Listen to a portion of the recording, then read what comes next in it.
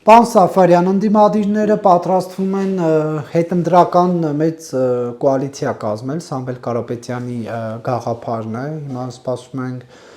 Ծառուկյանն ու Քոչարյանը ինչպես կարձագանքեն, չնայած Քոչարյանը անդրադարձավ իր հարցազրույցի ընթացքում, դուք ինչ եք կարծում այս կոալիցիան ինչ կարող է անել։ Ինչպես ասում են, այն գլխից ես դա համարում եմ ձախողված գործ։ Նախ մինչև հետընտրական դաշնություն կազմելը քաղաքական դաշտում գտնվող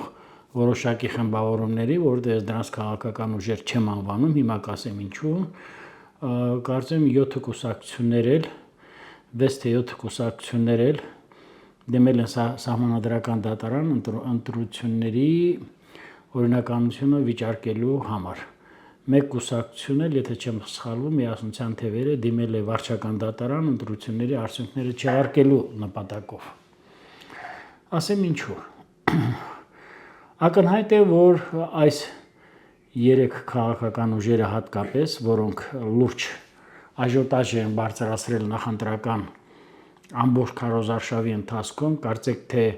ոչ միայն դիմադիր դաշտը, այլև ամբողջ ժողովրդի վստահության քվեն կարծեք թե գտնվում էր իրենց ոտքի տակ, այդպես էլ վերաբերվում են ժողովրդին, ժողովրդի կամ արտահայտությունը ունենալու համար ջախջախից մեծամասնությունը իրենք ձախողեցին, իրենք տապալեցին։ Տապալեցին հիմնականում 3 հիմնական ուղղություններով։ Նրանց մեկնարկային ձախողումը, ինչպես ասում են non-starter failure, գալիս էր 3 հիմնական ուղղություններից։ Առաջինը, որ դրանք չեն արտահայտում մեր ժողովրդի հայոց պետականության շահերը, առաջնահերթություն չուներ մեր ազգային շահը, երկրորդը, որ նրանք հստակ կերպով գործակալական ցանցի տարբեր դրսևորումներ էին, հիմա ես կարծում եմ ժամանակ կլինի դրա մասին մանրամասն ասեմ, եւ երրորդը իրենք նաեւ որպես այդպիսին չունեն արժեհամակարգային պետական գործչին վայել արժեհամակարգային բնութագիր, այսինքն չունեն մենթալիտետ։ Ես ընդհանրապես կանդրադառնամ սրան, որովհետեւ պետության ղեկավարման տեսանկյունից ամբողջովին տապալել են երկրի ներքին կյանքում ունեցած իրենց դիրքը ամբողջովին ձախողված եւ վարկաբեկված է, եւ երրորդը այն ուժերի շուրջը, այսպես կոչված երևանցիների, մտավորականների, չգիտեմ, հին ազատամարտիկների, ասեմ, հին սպաների, նախկին սպաների, այն ուժերի շուրջը, որոնք փորձեցին նրանք անցկացնել հանդիպումներ, անցկացնել ուրեմն տարբեր ձևաչափի ֆորումներ եւ այլ, այն գլխից դրանք ձախողված են, որովհետեւ քանի որ ես ինքս ոչ միայն քաղաքական դաշտում, այլև անձնապես այդ բոլորին ճանաչում եմ մշակույթի գործիչների, գրողների շրջապատում, ապա ես տեսա, որ դա այլևս չի կարող առողջ ուժերի համախմբում լինել, քանզի դրանք ժամանակին ավելի քան 30 տարի եղել են ջրի երես եւ նրանց հիմնական նպատակը նա եղել այս լագերից, այս ճամբարից մյուս ճամբարը թռնելը, թռչկոտելը, ցատկոտելը ունենալով ընդամենը մեկ շահ, նեղ անձնական շահ։ Ինքս էլ արդեն վերջնականապես համոզվեցի, որ բավականին մենք այդ ուժերի հետ կապված պիտի ասեմ, որ գործ ունենք բավականին խորացված խավարի հետ, մարտնչող տգիտության կամ մարտնչող անգրագիտության հետ, սկսած Ռոբերտ Քոչարյանից, Գագիկ Ծառուկյանով, այլևս չեմ խոսում Սամվել Կարապետյանի եւ էլի շատ ուժերի վերաբերյալ։ Դե գիտեք, Նարեկ ջան, ձախողվածները, տապալվածները, խոցելի ուժերը անընդհատ ման են գալիս, այսպես ասած, ոչ թե քավության նոխած գտնել, անընդհատ ման են գալիս, կարծես թե իրենց խոսքերը ներկայացնեն որպես ազգային խորհուրդ, չգիտեմ, ազգին նետված մարտահրավերներին դիմակայել, բայց ես ընդամենը կհամարեմ որպես ձայն բարբառու հանապատի։ Առավել ևս ընտրությունների մեջ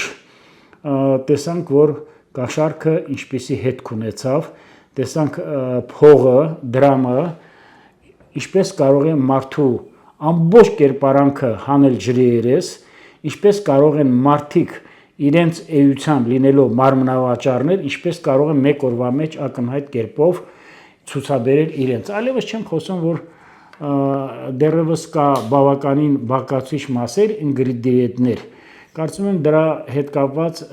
դուք եւս ինձ մի առիթ կտաք, կարծում եմ ժամանակին ես հարցազրույց կտամ։ Ինչու եք դուք ձախողված համարում այս գլխից Սամվել Կարապետյանի նախաձեռնությունը։ Ասեմ, շատ լավ ասեմ։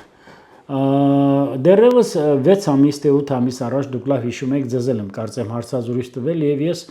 կարծեք թե որոշակի վերապահումներով Սամվել Կարապետյանի անձի եւ գործունեության մեջ տեսնում էի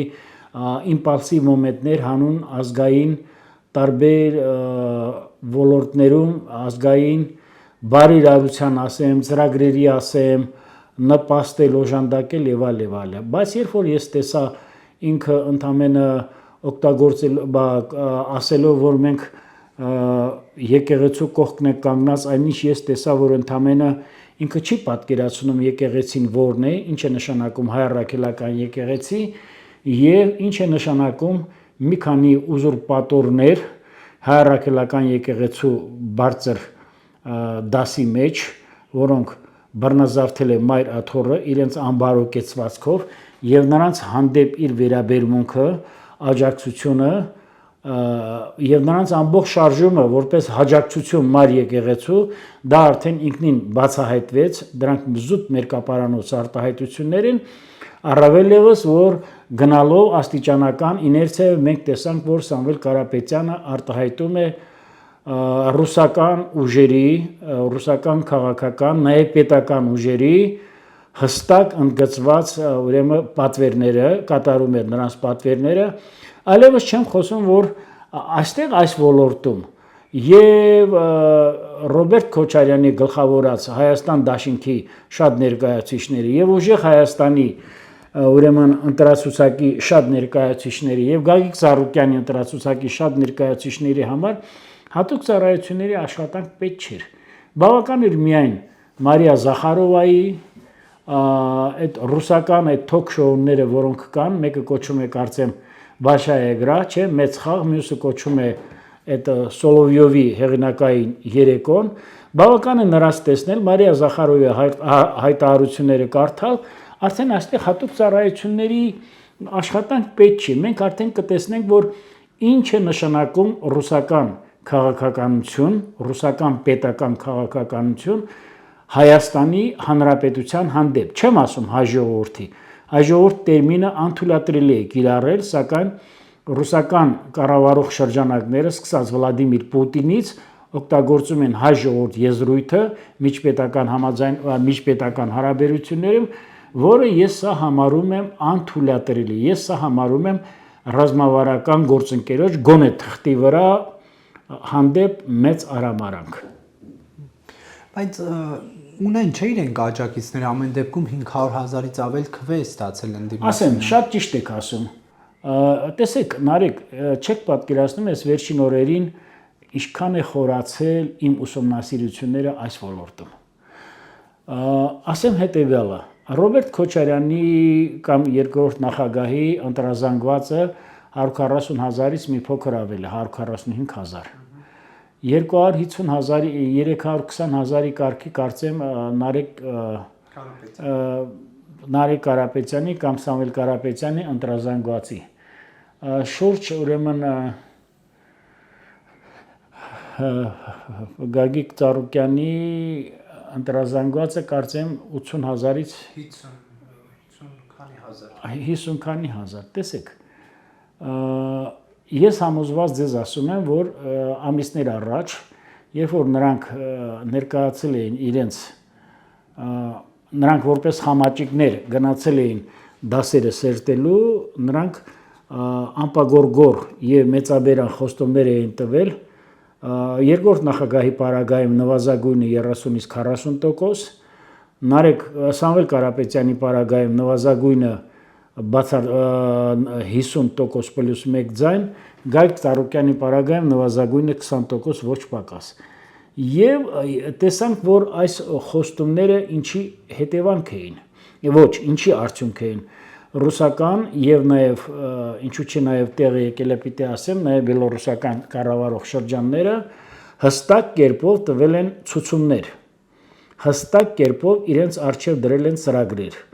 որովհետեւ Հայաստանի բազմավեկտոր բազմաթիրախային արտաքին քաղաքականությունը առավել եւս կառավարության ղեկավարի վերջին քաղաքական ուրեմն հայտարարությունները եւ նրա մասնակցությունը ԵԱՏՄ-ի եւ ուրեմն ԱՊՀ չգիտեմ մյուսը հապկին կարծեմ չի մասնակցի ԵԱՏՄ-ի գագաթաժողովներին հերթական հանդիպումներին ցույց էին տվել որ մեր վարչապետը կարծեք թե ռուսական կառավարող շրջանակներին անձամբ Պուտինին հասկացրել է որ ռազմավարական գործընկերություն առաջին նշանակում է հարաբերություններ հավասարը հավասարի դեպքում այլ բան է որ Ռուսաստանը ամեն կերպ մի քանի տարի է ինչ ամեն կերպ այստեղ ներդրել է գործակալական ցանց եւ այդ ոլորտում հենց Անդրանիկ Թևանյանի եւ մյուսների ներգրավվածությունը այս աշխատանքների մեջ այլևս փաստեր այլևս կասկած չէր հարուցում դուք հիշում եք 2018 թվականին Թավշյա ոչ բռնի հեղափոխության ժամանակ համալսարանի պետական համալսարանի դասախոսներին նաև ձեր դասախոսներին եւ իմ ընկերներին մեծ պաստառներով եւ մեծ ֆոտոներով նկարները խոշորացված բերում են հրապարակ հարթակներ եւ ասում են ահա սրանք են եղել կաշառակեր դասախոսները հիմա նման շարունակության դեպքում մեր ժողովուրդը կարող է նաեւ ուղղակի կարծում եմ ես համոզված եմ որ Հայաստանում այդքան թուղթ չի լինի գործակալական ցանցի ամբողջ ուրեմն ներդրված անձերին պետք է խոշոր մասշտաբի նրանց ֆոտոները մեծացնել եւ բերել հրապարակ ի ցույց տալ ոչ միայն հրապարակ այլ նաեւ հանրության բանուկ տեղեր բերել եւ ի ցույց դնել մեր ժողովրդին որ ովքեր են նրանք ասեմ ինչու որովհետեւ այլևս մենք տեսանք որ ամեն կերպ անցել էին բոլոր սահմանները ամեն կերպ բարոյականության ոչ մի չափորոշիչ իրենք հաշվի չէին առել ժողովրդի հանդեպ շահի ոչ մի հաջողորդի մեր ազգային շահերը ներկայացնելու ոչ մի անգամ ոչ մի բաղադրամաս հաշվի չէին առել եւ ընդཐུպ գնացել են ամեն կերպ դավադրական ճանապարհով սաբոտաժի միջոցով ուրեմն գնացել են նրան որպեսզի ապահովեն ընտրություններում ես չասեմ վարչապետի օգտագործած բառերը երրագլուխ եւ այլը այլ ասեմ որ գնան հակապետական ուժերի կողմից իշխանության զավթմանը կաշառակերությունը այնքան լայն չափերի է հասել նույնիսկ ես ասեմ վերջին մի քանի օրը ես շատ մարդկանց հետ եմ շփվում դուք գիտեք որ առնվազն մի 20-30 տեղ Երևանում թաղերում այսպես կոչված դավադիր ուժեր ՀՀԿ-ի մնացուկներ երբ որ տեսել են որ մարդիկ սովորական քաղաքացիներ գնացել են քաղաքացիական պայմանագիր կուսակցությանը ձայն տալու նախապես իմացել են եւ նրանցից բռնի կերպով ազնագրերը վերցրել են եւ երեկոյան հետ են ուղարկել իրենց որպեսզի չգնային քվեարկելու նաեւ այդպիսի դեպքեր կան դա որտեղ է եղել ես շուտով դրա մասին հայտարարություններ եմ դե արեք հիմա դե հիմա ես ուզում եմ ավելի ասենք Երևանի առնվազն 4-5 համայնքներում ես շուտով ասեմ սա բանա հանցագործություն է եթե իհարկե բայց ես դրա մասին հայտարարություն եմ անելու ես ձեզ խոստանում եմ բայց քաղաքացիներն ինչի չեն ահազանգել չեն խոսել շուտով դրա մասին ասելու ես շուտով դրա մասին ասելու որովհետեւ ընտրական իրավունքը ուրեմն տապալվել է ընտրական իրավունքը դավադրաբար կերպով ոտնահարվել է ես շուտով դրա մասին հայտարարել եմ այլևս չեմ խոսում որ ասում են վարչապետը օգտագործել է վարչական ռեսուրսներ հիմա ես հստակ կերպով ասեմ ես սպասում եմ ձեր հետ իմ հարցազրույցին եթե վարչապետ Փաշինյանը օգտագործեր վարչական ռեսուրսներ նա առավոտյան 6-ից սկսած մինչև երեկոյան ժամը 11-ը շուրջ 2 ամիս ամբողջովին ուղնուցուցով լցված չէր լինի քարոզչական աշխատանքներին իր թիմով այլ բան է թե ով ինչպես է կատարել իր արժե դրված պարտավորությունները, բայց որ Նիկոլ Փաշինյանը իր բոլոր պարտավորությունները իր արժե դրված պարտավորությունները գերազանցել է մի բան էլ ավել, այստեղ կասկածառուչել չի կարող։ Եվս մի բան էլ ասեմ, անցնենք առաջ, վարչական ռեսուրս օգտագործողը այսպիսի տքնաջան աշխատանք չեր անի։ Իսկ եթե վարչական ռեսուրս օգտագործողը որևէ հրանք չի տվել որևէ վարչական լծակների, որևէ գերատեսչության, ապա ես պիտի ասեմ, որ նաև քիչ չեն նաև եղել այն զինծառայողները, որոնք անցալով իրենց ծնողների զանգերին եւ հորդորներին գնացել ընտրել են հակապետական ուժերին։ Շուտով ես նաև սրանց մասին եմ հայտարարություն տալու, որովհետև սրանց մասին է ես ունեմ որոշակի ինֆորմացիա։ Ասում փակագծեր չեք բացում։ Ես խոստանում եմ ձեզ բացեմ, շատ շուտով ուզում եմ ավելի հստակ լինի, ավելի շատ լինի։ Այսինքն հստակ չի, որ քաղաքացիական որ դա հստակ է եղել 100%-ով, բայց ես ուզում եմ այնքան սա մեծ չափերով է եղել, որ ես ուզում եմ, ես ձեզ խոստանում եմ այդպիսի հարցազրույց։ Քաղաքացի է զրկված եղել անձնագիրը, որ դիտմա վերցրել են ձեռքից եւ չեն թողել գնա։ Իմ պատկերացմամբ նվազագույնը մի քանի 100, բայց ես գիտեմ, որ սա ավելի է շատանալու։ Բայց դա այս փոքր Հայաստանում մի քանի 100 հոգու ձեռից դա պայթելու էր ուղղակի։ Եղել է մի բան, որ ես ձեզ հարցազրույց տամ ու սուտ ասեմ, կամ անպատասխանատու կերպով, կամ հիմնազուրկ, կամ ասենք գետնի վրա վերցրել, ինչ են արել, զենքը դրել են գլխներին, ասել են ձեր պասպորտ։ Ամեն դեպս օգտագործվել է ոչ կիրթ, օգտագործվել է այսպես ասած թաղային մեթոդներ, եւ ես պիտի հստակ կերպով ձեզ խոստանում եմ շատ շուտով դրա մասին ես հարցազրույց եմ տալու։ Այդ ամեն ինչի հեղինակը։ Այդ ամեն ինչի հեղինակը ես պիտի ասեմ, որ հակապետական ուժերն են, այսպես կոչված թաղային, այսպես կոչված, որոնք դրանց դարը վաղուց անցել է, որոնք մեղմ ասած, մեղմ եմ ասում, բայց նաև հստակ եմ ասում, ՀՀԿ-ի հետ որոշակի կապ ունեն։ Եթե ոչ ՀՀԿ-ական նախկին, որոնք ունեն այդ արժի համակարգը։ Բանակի հետ կապված, զինվորների հետ կապված եւս ունեմ ահագին ասելիքներ եւ նաեւ կաշառքի հետ կապված եւս ունեմ մի քանի 100 փաստեր, որոնց դեռ պիտի անդրադառնա, որը չգիտեմ, դա գտնվում է տիրույթում իրապահ մարմինների, հատկապես ՀՀ քննչական կոմիտեի եւ հակակոռուպցիոն կոմիտեի, թե ոչ, բայց ես կարծում եմ շատ շուտով սրանց մասին հասարակությունը իրազեկվելու է եւ սրանք էլ եւս ունենալու են ուրեմն պայթյուններ հասարակության մեջ։ Պարոն Սաֆարյան, դուք ասում եք վարչական ռեսուրս չի չարաշավել, լավ, այն դպրոցների թեման, որ եղավ ու տենց անպատասխան մնաց, անհետևանք ամեն դեպքում, որովհետև դեռ ոչ մի որոշում չի կայացվել, ասեցին ծառայողական քննություն ինչ եւ այլն։ ԲՀԿ-ին ԱԺ չթողնելը վարչական ռեսուրսի չարաշահում չէ, որ մի քանի տասնյակ ձայներ պակասում եւ չեղարկեցին 3 ընտրատեղամասերում ընտրության արդյունքներն ու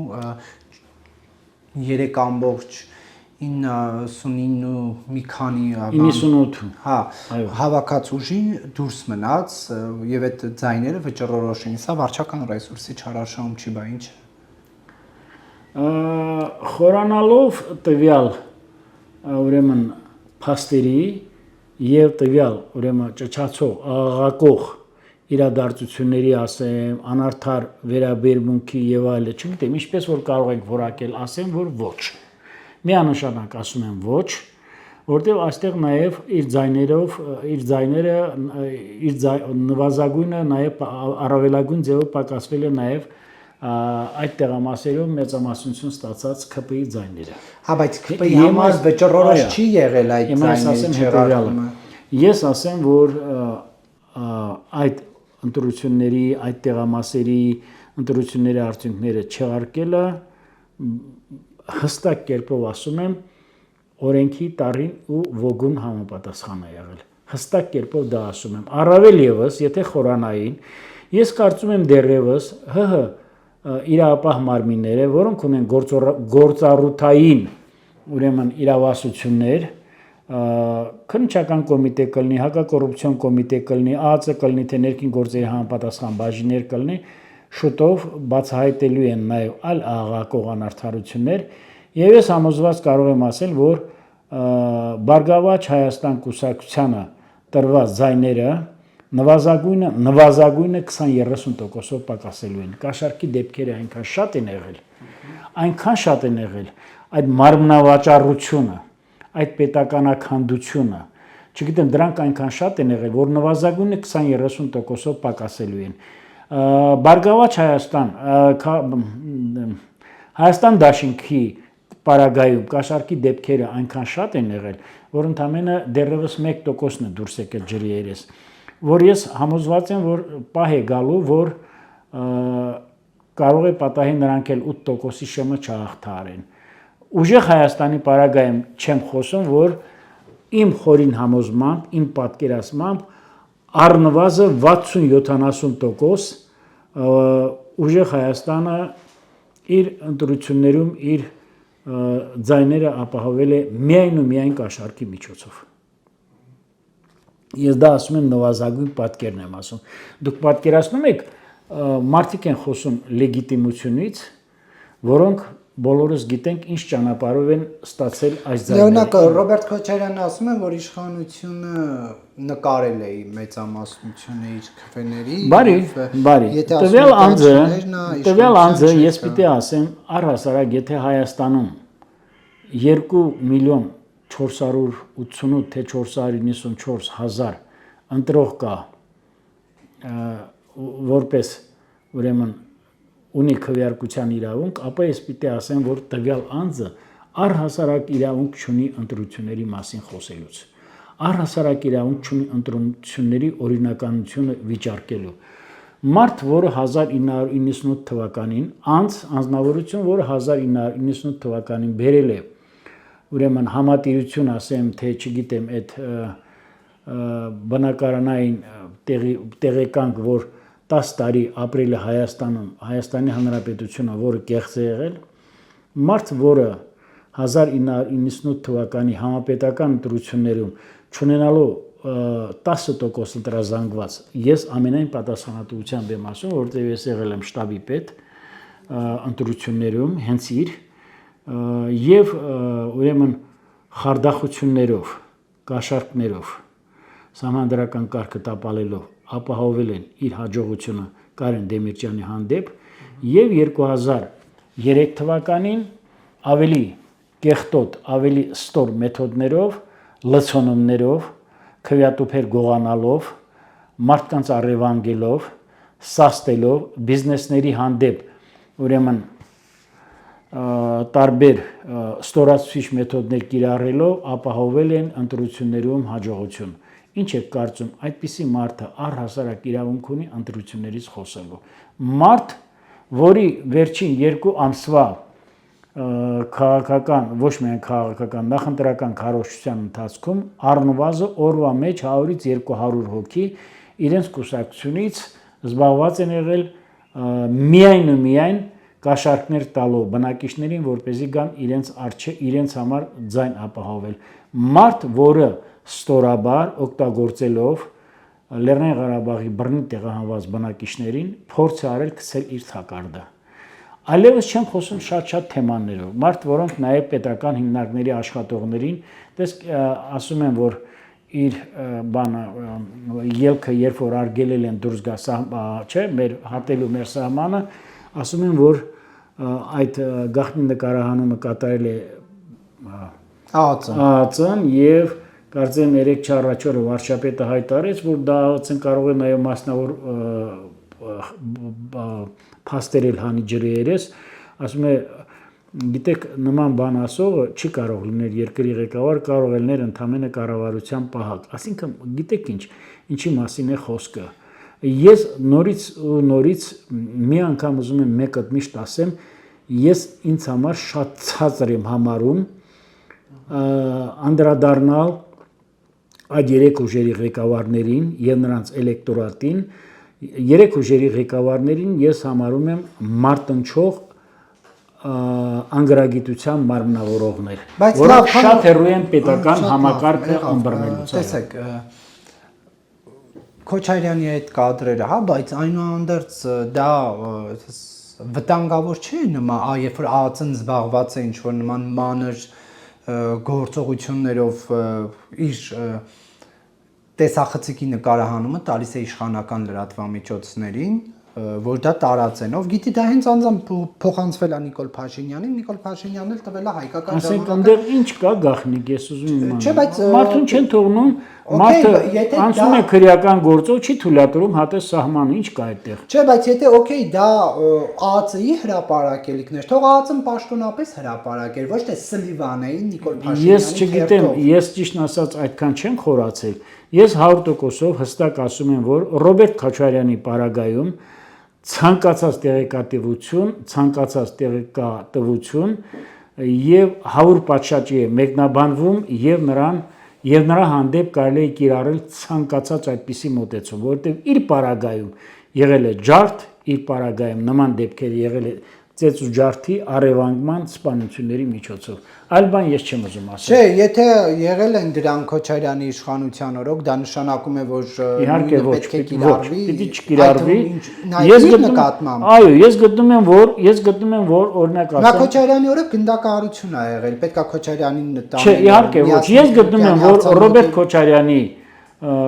ցանկացած դրսևորում ներկայումս ես դա համարում եմ որպես հակապետական դրսևորում եւ չի բացառում, որ ասենք ԱԱՑ-ից կարող էր նաեւ մասնավոր տիրույթով լիներ այդ հոսքը եւ բայց ԱԱՑ-ի գործը չի։ Ես չգիտեմ։ Ինչով է զբաղված ԱԱՑ-ը։ Ես ճիշտն ասած, ես անկեղծորեն եմ ասում, ինձ այսպիսի բաները այդքան էլ չեն հետաքրում։ Ես ինքս համոզված եմ, որ իրենք չունենալով այդպիսի արժի համակարգ, իրանք ուղղակի փորձել են ճողոպրել, փորձել են օր առաջ հատես սահմանը եւ այստեղ էլ ակլորանալով փորձում են ասել քաղաքական դաշտը կհամախմբենք, կընտրենք երկարատև պայքարի կամ չգիտեմ ռազմավարական պայքարի ճանապարհ եւ այլ։ Ես գտնում եմ, որ սրանք ուշացած այսպես կոչված ակլորական մոտեցումներ են, որը իրենց ոչ միտեղ չի տանելու։ Տեսեք, դուք որ ասում եք ԱԱՑ-ն մասնավորով եւ այլն հանրայնացրել է։ ԱԱՑ-ն նախկինում էլ էր, հա, ընդդիմադիրների համար, բան, այտենց մահակ էր,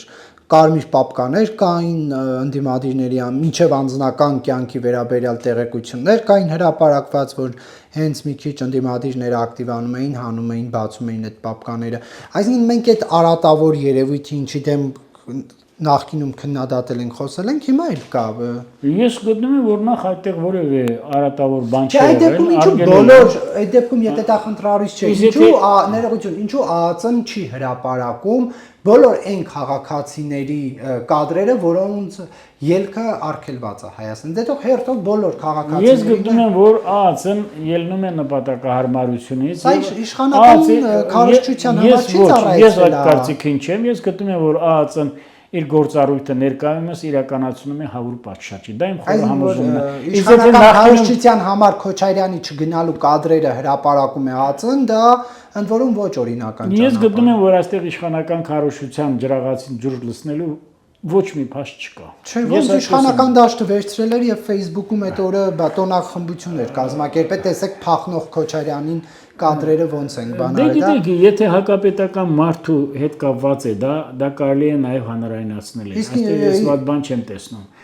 Ընդհակառակը սա նաեւ զգուշացնում է մեր ժողովրդին, մեր ընտրողներին։ Ես այդ տեսանկյունից եմ նայում։ Սա իմ խորը համոզումն է։ Իսկ եթե նախկինում ԱԱՑ-ն ինչով է զբաղվել, թույլ տվեք այդ մասին չխոսել, որտեղ ես եթե հանկարծ ասեմ, ինչպես են ասում, որ եթե ես բերանս բացեմ, ասեմ ԱԱՑ-ն ինչով է զբաղվել, հիմա մի հատ էլ ուրեմն իրենցից ծնված մի դժբախտ կազմակերպություն ունեն, մի այսպես ասած աղետաբեր կազմակերպություն ունեն, ԱԱՑ-ի նախկին սպաների միություն, որը դարձյալ լծված է 5-րդ Շարասյան, սպասարկում է 5-րդ Շարասյան նպատակներն ու ծրագրերը։ Այնպես որ ես ձեզ հասկանում եմ, դուք որպես լրագրող կարող եք մինչև վերջի տամուտը լնել, ես կարծում եմ դուք կարող եք անցկացնել լրագրողական հետաքննություն, ոչ թե ասենք իմ արժե բարձրացնել մի հարց, որը ես ելնելով մարդու արժի համակարգից գտնում եմ, որ դրա այդպիսի մարդուն ցանկացած բնույթի հրապարակում ես արդարացնում եմ։ Դա իմ անձնական կարծիքն է։ Այսինքն որ վաղը Քոչարյանի, ինչպես են հոգևորականի դեպքում էր եղել, Քոչարյանի լոգարանում էլ դրվի տեսախցիկ եւ հրապարակվի, դուք դա եւս կարդարացնեք։ Դե գիտեք, դուք որպես լրագրող դուք ավելի շատ ունեք այդպիսի Չէ, պարզապես կան, ձեր տեսահորիզոնը շատ անսահմանափակ է, ես այդքան չեմ ուզենա անդրադառնամ։ Երկիրը համարվում է ժողովրդավար եւ Իսկ ինչ է կարծում, երկրի ժողովրդավարությունը ժողովրդավարություն չէ, սա հակաժողովրդավարական քայլ է, կապ չունի, որ դա Քոչարյանի նկատմամբ Ես գտնում եմ, որ Ռոբերտ Քոչարյանի պարագայում ամբողջովին դա արդարացված է։ Դա իմ խորը կարծիքն է։ Եթե իմ կարծիքը սխալ է, ես չգիտեմ, բայց ես համոզված եմ։ Շատ լավ, ուր էր գնում Քոչարյանը, որ ասում եք ճողոպրում էր, փախնում էր, ուր էր։ Որովհետև նրանց բազմաթիվ արտահայտություններ, որոնք դուրս էին հանրային եթերային, ուրեմն լեքսիկոնի, բառամթերքի սահմանումներից եւ նրանց նաեւ գործունեությունը հակապետական է, նույնիսկ անցյալը դեռևս չեմ ուզում շեշտեմ, հոկտեմբերի 27, մարտի 1, միայն այս վերջին նախընտրական քարոզչության շրջանակներում լինելով դավադիր ուժերի կարկառուն դեմքերից մեկը հակապետական ուժերի, մեն այսքան բանը հերիք է, որպեսզի նրան չթույլատրեն հատել հատել ուրեմն Հայաստանի պետական սահմանը, Հայաստանի պետական սահմանը։ Ավճիշտ Ռուսաստան էր գնում։ Նայել ջան, մի բան ասեմ, ես ճիշտն ասած վաղուց արդեն դադարել եմ հետևել այնպիսի մարդկանց ուրեմն կենսագործունեությանը ասեմ, կենսակերպին ասեմ, գործունեությանը, որոնք իրենց գործունեությամբ տարիներ շարունակ չարիք, ողբերգություն եւ դավաճանություններ են բերել հայ ժողովրդին։ Եվ գտնում եմ, որ շատ ճիշտ է ընտրված Հայաստանի Հանրապետությունում նման մարդկանց հանդեպ մոտեցումը, որ նրանցով պիտի զբաղվեն միայն իրապահ մարմինները եւ դատական համակարգը։ Ես իրենց հանդեպ այլ ասելիք չունեմ։ Ըստ ձեզ ինչու էր Ռուսաստան գնում Քոչարյանը։ Ես ասեցի, որ երեք ուժերն էլ եւ Բարգավաճ Հայաստանի եւ Հայաստան Դաշինքի եւ ուժեղ Հայաստանի ղեկավարները դավադրաբար, ուրեմն ստորաբար, անբարոյական կերպով սնվում են ռուսական քաղաքական բարձր վերնախավի կողմից։ Եվ դրա համար եմ ասում, պետք չի պահել հատուկ ծառայություններ, որպեսզի նրանք այս ուղղությամբ աշխատեն, միայն բավական է նայել ռուսական մի քանի հեռուստաալիքներ եւ նայել միայն թեկուզ ասենք Մարիա Զախարովայի հայտարարությունները կամ կարճ զրույցները, տեսնենք, որ ովքեր են Հայաստանում համարվում 5-րդ Շարասյան ներկայացուցիչներ հանձինս իրենց պարագլուխների։ Քոչարյանին բանտ կտանեն, հաշվի առնելով, որ Նիկոլ Փաշինյանը արդեն ազգային ժողովի ամբիոնից եւ նախընտրական քարոզարշավի ժամանակ այդ հանրահավաքների հարթակներից հայտարարում էր, որ բանտ են գնալու։ Ես կարծեմ մի քանի դրվագներով նա մեղադրվում է մեծ հանցանքների մեջ, կատարման մեջ, նույն մեղադրանքը նաև վերաբերվում է Բարգավաճ Հայաստան կուսակցության ղեկավարին, նույն ուրեմն մեղադրանքները անպակաս չեն նաև ուժեղ Հայաստան կուսակցության ղեկավարների պարագայում։ Ես կարծում եմ, որ եթե վարչապետը խոստացել է նախընտրական քարոզչության շրջանակներում, որ ամեն ինչ մեր երկրում կատարվելու է օրենքի տառին ու ոգուն համապատասխան, հետևողական կերպով, սկզբունքային, ես կարծում եմ Նիկոլ Փաշինյանը, եթե չդրսևորի անհարկի տեղը նման մարդկանց հանդեպ չդրսևորի մեղմացույց հանգամանքներ, այն է տոլերանտ լինի, հանդուրժող եւ ուրեմն համբերատար, ես կարծում եմ նրանց տեղը վաղուց բանտն է, որովհետև մենք մոռացել ենք, որ նրանց ժամանակ մեր երկրում հասարակության մեջ, հասարակական վայրերում քրեօլիգարխիկ տարերի նրանց դրդմամբ քրեօլիգարխիկ տարերը մեր երկիրը դարձրել են մաքուր կենթանական աշխարհ, դարձրել են գազանանոսներ, մարդկանց հոշոտում էին։ Այս տարիքը կալանավորվի, հա։ Ինչպես։ Այս տարիքը կալանավորեն Քոչարյանին։ Ես ասեցի, որ հարցի թիրախը ես չեմ, բայց ես ինչ եք կարծում։ Ուզում եք իմ կարծիքս իմանաք, հա։ Շատ եք ուզում իմանալ։ Դե հիմա եթե ունեք վերլուծություն, ասեք։ Այո, անխուսափելի կկալանավորվի։ Այս տարի։ Այո, շատ շուտով։ Ես իմ տրամաբանությունը դա է ինձ հուշում։ Եվ ոչ միայն Քոչարյանը, էլի շատ մարդիկ, որովհետև նրանց գործունեությունը, ես ասում եմ, դեռևս նախորդ 10 տարիները չհաշված, միայն այս վերջին մի քանի ամսվա գործունեությունը հաշվի առնելով, նույնիսկ ես ասեմ, ռուսական քաղաքական շրջանակները Հայաստանի հանդեպ այնքան բացասական, այնքան դավադիր, այնքան հակահայ դրսևորումներ չեն անում իրենց արտահայտությունների, գործողությունների մեջ, ինչքան այս ուժերի ներկայացուցիչները։ Ես հստակ կերպով դա ասում եմ։ Ընդհակառակը, եթե ուզում եք իմանալ, Նիկոլ Փաշինյանի եւ ՔՊ-ի օգտին ձայն տված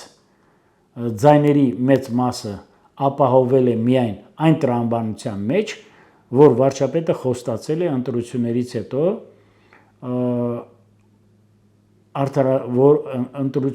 հետո անպայման հետևողական է լինելու, որպեսզի արդարադատությունը զբաղվի այդ 3 այսպես կոչված ճակերտավոր գործիչներով, որովհետև նրանց քաղաքական գործիչ ես չեմ կարող անվանել։ Դե մենք տեսնում ենք, որ Նիկոլ Փաշինյանը արդեն որն է 3-րդ թե 4-րդ ընտրություններն է Քոչարյանով նախկիններով մարդկանց վախեցնելով վերընտրվում։ 21 թվին էլ էր խոստանում մուրճ էր ցույց տալի, ասում էր կկալանավորվեն, պատասխան կտան։ Ես կարծում եմ 18-ի հեղափոխությունը, 18-ի ընտրությունները, 19-ի ընտրությունները։ Լավ, ես ասեմ հետեւյալը, եթե Նիկոլ Փաշինյանը չգնաց այդ ճանապարհով, ես ձեզ ասում եմ, որ հասարակական ընկալման առումով եւ ուրեմն հասարակության եւ հանրային վստահության առումով ընդամենը սա կարող եմ ասել, Նիկոլ Փաշինյանը կունենա խնդիրներ։ Հստակ կերպով ձեզ ասում եմ։ Դա կլինի, որ ինքը չարաշահել է մեր ժողովրդի վստահությունը, եթե ինքը չընտրեց այս ճանապարհը։ Լավ, պարոն Սաֆարյան, խաղաղություն խոստանալով, սրտիկներ ցույց տալով Նիկոլ Փաշինյանը վերընտրվեց եւ իր վերընտրվելուց մի քանի օր անց Ադրբեջանից հայտարարում են այսպես կոչված ճակերտավոր արևմտյան Ադրբեջան վերադարձի մասին են խոսում, Նախիջևանում մեծ միջոցառում էր կազմակերպվել։ Սա ինչպես եք դուք մեկնաբանում, սա արդյոք նոր խնդիրներ չի առաջացնում։ Համոզված եմ, որ սա քաղաքական հռետորաբանության շրջանակներից եւ քաղաքական հռետորաբանության տրամաբանությունը չի հատելու։ Ես համոզված եմ։ Բազմապես նախարարն է հայտարարում, ադրբեջանցի նախարարը։ Ես ասեմ, այնպես չի, որ Արադ Միրզոյանը կամ Սուրեն Պապիկյանը կամ ԱԱԾ-ի տնօրենը կամ Արմեն Գրիգորյանը չեն կարող ավելի ճչացող կամ ավելի ակնհայտ աղաղակող անարդարությունների շուրջ հայտարարություններ անել հօգուտ Հայաստանի մեր 6-700,000 բռնի տեղահանվածների վերադարձի եւ այլ։ Բայց ես հստակ կերպով ասում եմ, այս 300,000 նարատիվը, սա շինծու նարատիվ է, միգուցե քաղաքացիություն ունի որոշակի մոլերանտ ազգայնական շրջանակների մեջ, բայց ես գտնում եմ, որ սա օրակարգ դարձրել հանրային քաղաքական խոսույթում եւ ուրեմն քաղաքական դաշտում ես կարծում եմ դրա մասին չարժե խոսել։ Սա իմ խորին համոզումն է։ Չէ, բայց ինչպես չխոսել են մասին, երբ որ հարևան պետությունից ասում են, որ գալու են ձեր երկիր եւ դա մեր պատմական հողերն է։ Ընդ որում էս Նիկոլ Փաշինյանի հռչակած խաղաղության դարաշրջանում է դա տեղի ունենում։ Ուրեմն ես ասեմ, Չես ասում, որ կեղծ է խաղաղությունը, սա ամենևին օրինակ չի նշանակում, որ հայերը չեն ուզում, Հայաստանի իշխանությունները չեն ուզում խաղաղություն, այլ Ադրբեջանը չի ուզում խաղաղություն եւ իրանք այլ գործիքներ են սկսում կիրառել Հայաստանը։ Մի քանի տարի առաջ Ադրբեջանի քաղաքականությունը տարածաշրջանում կայուն խաղաղության հաստատման եւ անվտանգային նոր համակարգերի կիրառման առումով բավականին անհասկանալի էր։ Ոչ միայն բավականին անհասկանալի էր, այլև վստահություն չէր ներշնչում։ Այսօր էլ կա երկու երկրների եւ երկու ժողովուրդների փոխըմբռնման մեջ խաղաղության անվտանգային համակարգերի հաստատման առումով կա նաև վստահության մեծ անջրպետ, մեծ անդունդ։ Այստեղ կա ոչ թե մենք պիտի աչք փակենք տվյալ երևույթների վերաբերյալ, այլ ընդհակառակը մենք պիտի քաջություն եւ համարձակություն ունենանք այս հարցերը անընդհատ բարձրացնելու, շեշտելով, որ սա մեկը միշտ պիտի քաղաքական բառապաշարից վերանա։ Ես համոզված եմ, որ մեր հանրապետության ղեկավարությունը հստակ կերպով պատկերացնում է նման արտահայտությունների եւ ծագումը, եւ զարգացումը, եւ նշանակությունը, եւ ես համոզված ասում եմ, սա դեռևս չի կարող լինել քաղաքական օրակարգի բաղկացուցիչ մաս։ Շատ հեռու ենք մենք դրանից։ Եվ կարծում եմ սա արմատախիլ արվելու։ Սա իմ խորին Ով է համոզմանն է։ արմատախիլ անելու, երբ որ Ադրբեջանի պետական բյուջեից ֆինանսավորվում է այսպես կոչված ճակերտավոր արևմտյան Ադրբեջան վերադարձի գիտաժողով է, համաժողով է։ Ես ճիշտն ասած լսել եմ, ես ինքս նաև Դեսել բոլորս տեսել ենք այդ միջոցառումը։ Ես ինքս նաև խորապես զբաղվում եմ այդ հարցերով, տեսնում եմ, որ ինչ է կատարվում Ադրբեջանում, բայց ես հստակ կերպով ասում եմ, որ սա քաղաքական, ուրեմն խոսույթի միջպետական բանակցությունների առումով սա չի կարող լինել, որևէ անգամ չի կարող լինել արծարծման թեմա, դա բացառվում է։ Իսկ գալով նրան, որ գիտեք ինչ, Ադրբեջանում այսպիսի արտահայտություններ են անում, Հայաստանում էլ են շատ արտահայտություններ անում, հիմա Նիկոլ Փաշինյանը չի կարող ադրբեջանական այդ արտահայտությունների մեկիկ պատասխանի։ Նիկոլ Փաշինյանը իրեն վերապահված լիազորությունների շրջանակներում, որը իրեն վերապահվել է սահմանադրությամբ եւ ընտրություններով, ես համոզված ասում եմ, որ սկզբունքային առումով առանց նահանջելու հստակ կերպով այդ հարցերը բարձրացնելու եւ դա ունենալու է իր ուրեմն հետեւողական լուծումը։ Այստեղ ես երկու կարծիք ունենալ չեմ կարող, հստակ կերպով ես դա ասում եմ եւ մեր ժողովրդին էլ հստակ կերպով ասում եմ, որ այլ տարբերակ լինել չի կարող,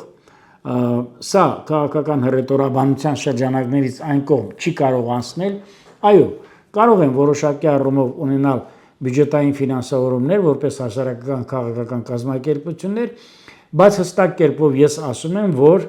նաեւ մեր ժողովուրդն էլ ունի, Հայաստանի քաղաքացիներն էլ ունեն բավականին մեծ առումով ազգային քաղաքացիական նկարագիր եւ կարծում եմ մենք կարող ենք այս ամենին ոչ թե դիմակայել, անհրաժեշտության դեպքում նաեւ արժանի հակահարված տալ։ Եվ պարոն Սաֆարյան, Ֆրանսիայի հրապարակից անհայտ անձինք մի գիշերում հանեցին Արցախի դրոշը, սա ինչպես է մեկնաբանում։ Գիտեք, ես ինքս այդպիսի բաները շատ ծանր եմ տանում։ Անհնարին, ոչ թե անհնարին, սա անթույլատրելի բաներ է։ Ես ինքս սա համարում եմ շատ վատ երևույթ, ասել, որ այստեղ կարող է որոշակի մեր քաղաքական ուժերի շրջանակների մասնակցությունը կամ մատախարունի, ես չեմ հավատում։ Իշխանության ցուցումով չեն հանել։ Ես չեմ հավատում։ Ով է ամենաշատը ջղաձիկ ելույթներ ունենում Արցախի Գիտեք, խորհրդանիշի հետ Արցախի խորհրդանիշների հետ կապված ոչ մի ջղաձիկ ելույթ չի եղել։ Նիկոլ Փաշինյանը պատերազմի սպառնալիք է համարում։ Մի րոպե։ Տեսեք, ես ձեզ մի բան ասեմ, եթե մենք գնում ենք կայուն խաղաղության հաստատման եւ անվտանգային, ուրեմն նոր համակարգերի ներդրման առումով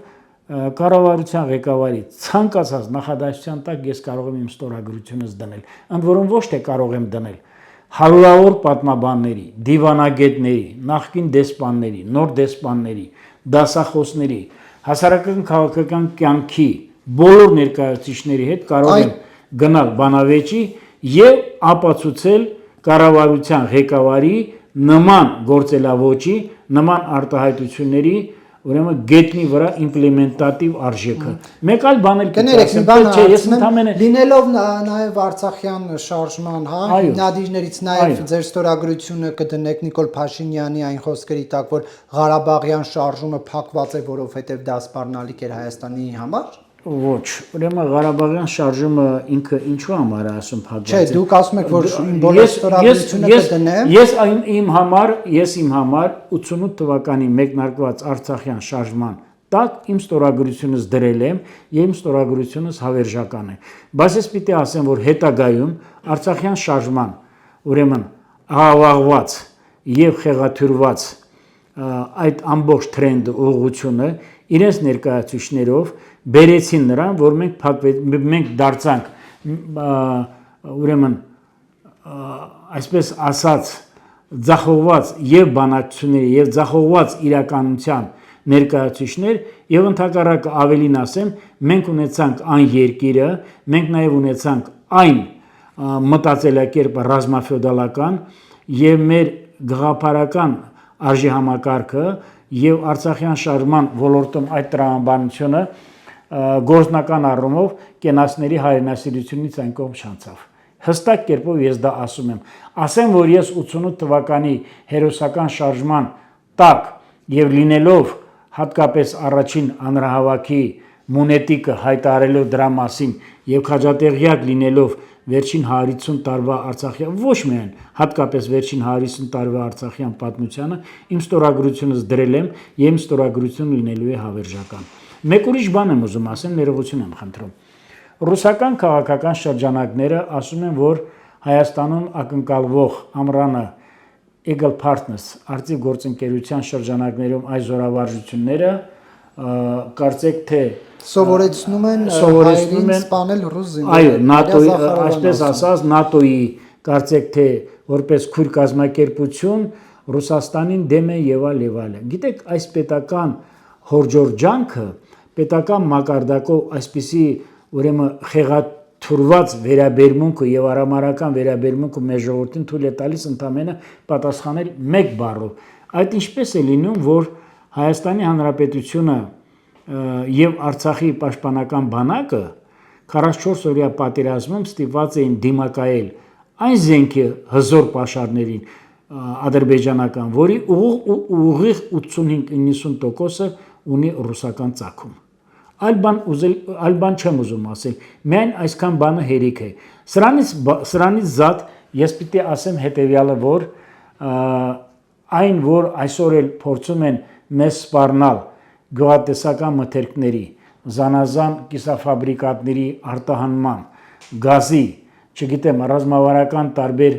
ապրանքների ներկրման արտահանման խնդիրներով ես պիտի ասեմ, որ սրանք շատ ժամանակավոր են, դրա ժամանակն էլ կգա եւ ընդհակառակը ես համոզված կերպով ասում եմ, որ շուտով մենք ականատես ենք լինելու ավելի ռուսների կողմից ավելի փափուկ դիրքորոշման, որովհետեւ նման մեր ապրանքների արկայությունը ռուսական շուկայում ոչ պակաս մեծ նշանակություն չունի, քան ասենք ներկրումը Հայաստանի համար։ Այսօր Հայաստան Հանրապետության կառավարությունը փնտրում է նաև այլընտրանքային շատ եղանակներ եւ մեր ուրեմն գյուղատնտեսական մթերքների իրացնելու առումով գազի հետ կապված, մնացած խնդիրների հետ կապված։ Տեսեք, այնպես չի, որ ես հստակ կերպով կարող եմ ասել, որ Եվրոմիությունը ամեն ինչ ձեռնարկելու է։ Տառացիորեն ներեք ես շուրջ կես ժամ հանդիպում եմ ունեցել ՀՀ էկոնոմիկայի նախարար պարոն Պապոյանի հետ եւ ես ասացի, բայց 50 միլիոն դոլարի եվրոյի օգնությունը մթերքներին բան, ասեց պարոն Սաֆարյանը 50 միլիոնի 32 միլիոնը նախորդ տարիների գումարն է եղել, ընդամենը 18 միլիոնով են օգնել, առ այսօր էլ մեր ծիրանը ընդամենը արտահանվում է Ուզբեկստան եւ հարավային Եվրոպա, արևելյան Եվրոպայի 1-2 երկիր, մենք փնտրում ենք բոլոր ուղիները եւ հստակ կերպով ես պիտի ասեմ, որ նաեւ ռուսական այսպես կոչված մեր մթերքների հետ կապված սպառնալիքները ասեմ, պատժամիջոցները ասեմ կամ սահմանափակումները ուղղորդված են առնվազն Հայաստանի քաղաքական դաշտի ներկայացուցիչների կողմից, ոչ միայն քաղաքական դաշտի, լրտեսական ցանցի։ Մի բան էլ պիտի ասեմ, Նարեկ ջան, եթե թույլ կտաք ընդամենը 1 րոպեով, ընտրություններում ակնհայտ դարձավ, որ այդ 3 ուժերի քվեարկած ժողովրդի չասեմ, ընտրազանգվածի ավելի քան 50-60%-ը նպաստել են Հայաստանում լրտեսական ցանցի եւ հակապետական ուժերի ուրեմն ակնհայտ դրսևորմանը։ Մեկ այլ բան էլ ասեմ, որ բան ճշտեմ էլ այդ որ ասեցիք այդ 50 միլիոնից 32 միլիոնը նախորդ տարիների ինչն է։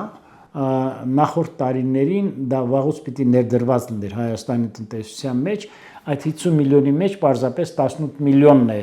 այսպես ասած, դոտացիան կերպով հատկացում մեր մթերքների ուրեմն վնասի փոխհատուցմանը։ Կան բազմաթիվ խնդիրներ, հատկապես Իրանի հետ կապված գազի, հայ-իրանական հարաբերությունների,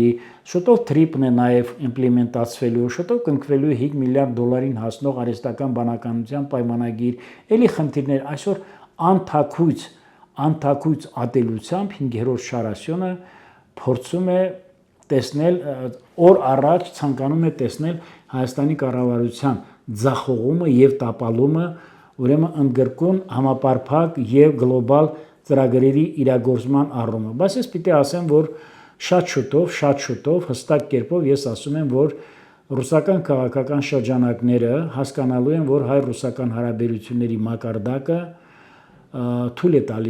թույլ է տալիս ասելու, որ Ռուսաստանը այլ ճանապարհ չունի։ Պուտինի եւ մյուսների այս վերաբերմունքը սա խտացված վերաբերմունքն էր այն վերջին 150 տարվա Հայաստանի եւ Ռուսաստանի միջև հարաբերությունների, հատկապես հետ 1920 թվականից սկսված, որ նրանց թվացել է, թե Հայաստանի հանդեպ կարող են ինչպես մեկ մատի շարժումով ունենալ հարաբերություններ։ Այ ժողովուրդը այս ընտրություններին տոկած իպատիվ քաղաքացիական պայմանագիր կուսակցության, իպատիվ Նիկոլ Փաշինյանի եւ ես ավելին ասեմ, ձայների այդ 50% ձայների առյուծի բաժինը